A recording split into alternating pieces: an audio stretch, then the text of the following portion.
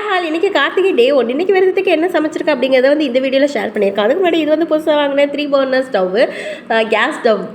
இது வந்து பிபிடிஎஸில் வந்து ஒரு 3 days ஆஃபர் போட்டிருக்காங்க இங்கே தஞ்சாவூரில், பாதிக்கு பாதி ஆஃபர் அப்படின்னு சொல்லிட்டு. அதாவது இப்போ 6000 இந்த அடுப்போட ஒர்த்துன்னா அது வந்து 3000 அந்த மாதிரி கொடுப்பாங்க. இது வந்து நான் 3200 வாங்கின ப்ரைஸ்க்கு வந்து ஒருத்தர் இது மாதிரி கிரைண்டர், மிக்ஸி இது எல்லாமே வந்து ஆஃபரில் வந்து போட்டிருந்தாங்க. எல்லாமே வந்து பிராண்டட் தான். இது வந்து சௌபாக்கியா பிராண்டட். எங்கள் வீட்டுக்கார் நான் கேட்டு என்னென்னமோ வாங்கி கொடுத்தாரு. அப்போல்லாம் எனக்கு கிடைக்காத சந்தோஷம் என்னமோ இந்த 3 அடுப்பு பர்னரில் வந்து எனக்கு கிடச்சிருச்சு. அது ஏன்னு தெரியல. ஒரு சில நாளாகவே நான் பிளான் பண்ணாத விஷயங்களும் எனக்கு கிடைக்கிறதுனால என்னமோ இந்த ஹாப்பினஸ்ன்னு நினைக்கிறேன்.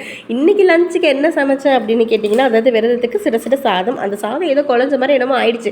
அதனால் ஹஸ்பண்டுக்கு மட்டும் கொஞ்சமாக சாதம் தனியாக வடித்து வச்சுட்டேன்.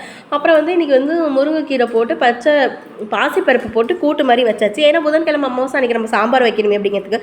அப்புறம் வந்து உருளைக்கிழங்கு ஃப்ரை பண்ணிவிட்டேன். இந்த உருளைக்கிழங்கு ஃப்ரை பார்க்கவே ரொம்ப கலர்ஃபுல்லாக இருந்துச்சு. நெக்ஸ்ட் வீடியோவில் பார்க்கலாம். அது வரைக்கும் கீப் வாட்சிங். பை.